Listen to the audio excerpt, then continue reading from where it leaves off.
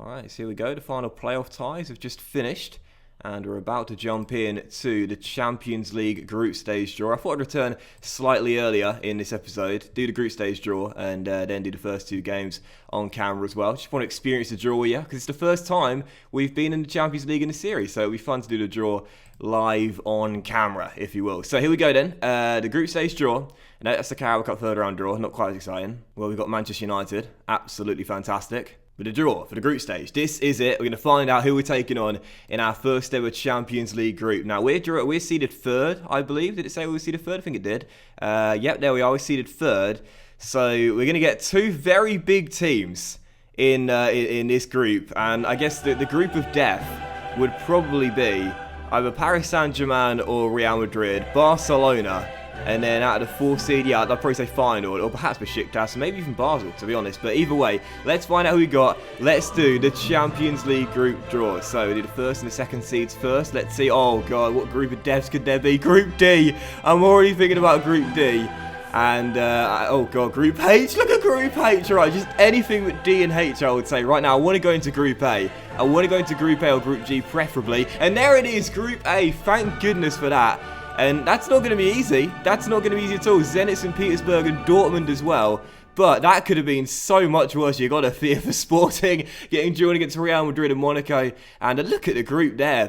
Paris Saint-Germain, Bayern and Porto. We've got Slavia Prague, our final team we'll face in the group then. Do you know what? As far as Champions League group draws go, that's probably one of the best we could have hoped for there. That's not terrible. Dortmund, of course, got an absolutely fantastic side. Some really, really good players in their side. They progressed to become one of the best teams in the world in my whole save last season. So that's a team we know we're not going to beat. We're not going to beat Dortmund, either home or away, I would say. But as for Zenit, I'm curious to see what their team is currently looking like in the game right now. I don't have the Russian league loaded, so I think we could probably take out Zenit. I think we could pip Zenit to second place. They'll probably be our rivals to second place. And then Slavia Prague as well. Have we faced them before? I'm pretty sure we faced them before, haven't we? But Slavia Prague.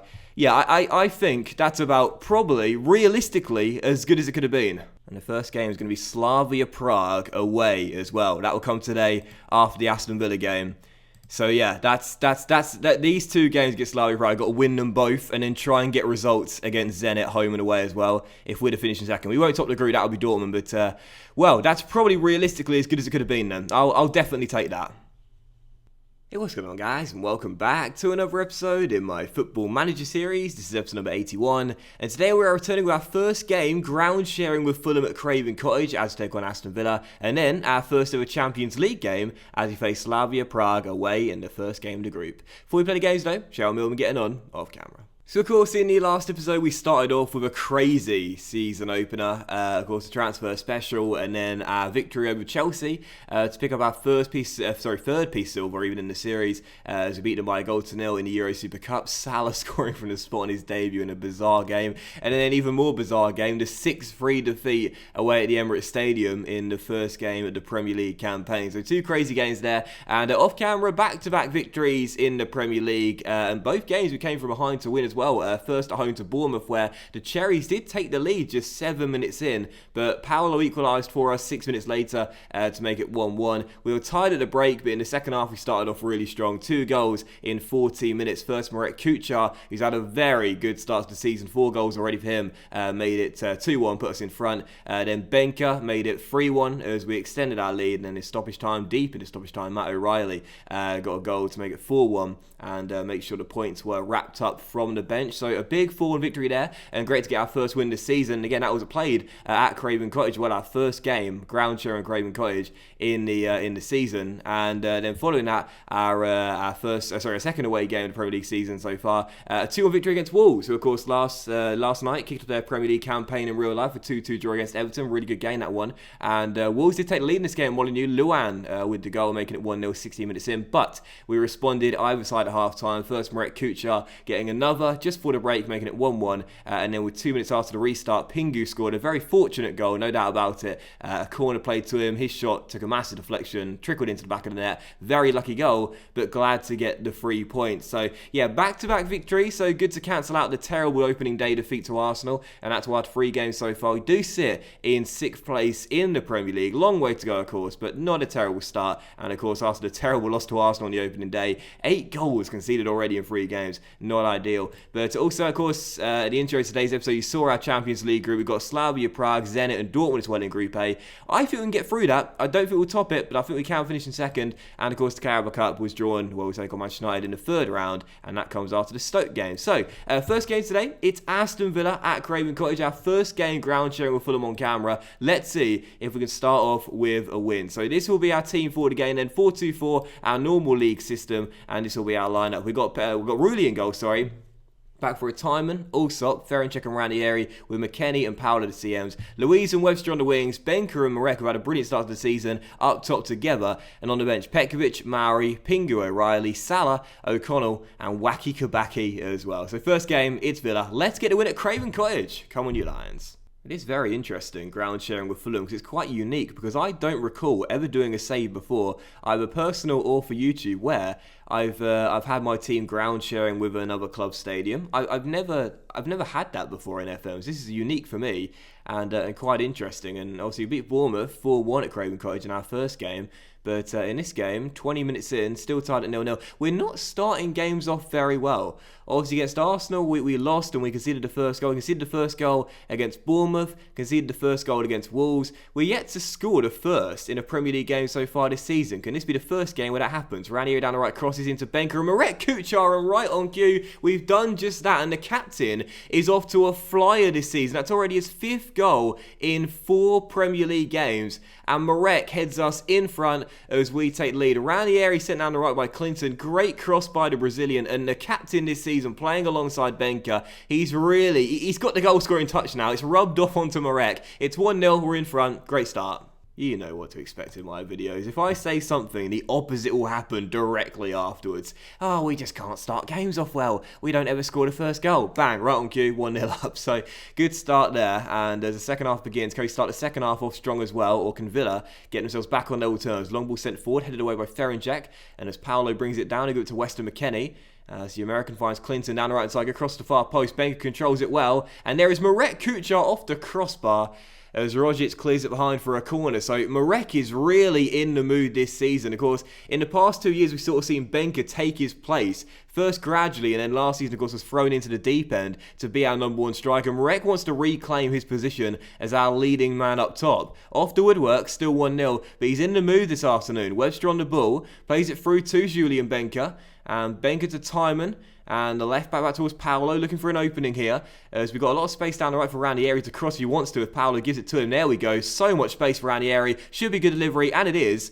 And Marek had a chance there, but couldn't shoot on time. So turn behind for a corner. Was that the highlight, or are we going to get it now? Paolo's corner cleared away, and I think that's going to be that. Marek just couldn't pull the trigger on time, and Aston Villa get it away. But either way, very good start to the second half. Let's get ourselves 2 goals up. Timon to McKennie on the edge of the area. Oh, perfectly placed effort from Weston McKennie. And our American midfielder puts us 2 goals to good 9 minutes after the restart. I think it was in the Europa League final, perhaps, that a lot of set pieces in this Millwall team were played towards the edge of the area because there's always a man free. I don't set up set piece routines. They just do it automatically. Timon to Weston. Brilliant finish, really, by the American. And 2 goals to the good. That was so accurate. It was right in the bottom corner. No chance for the keeper as we double our lead. Now, can we get our first clean sheet of the Premier League season so far? Or can Villa get back into the game instantly? Well, poor pass there is intercepted by Louise. Now a chance on the break. And let's see if we can go 3 goals up. Benker to Marek Kuchar.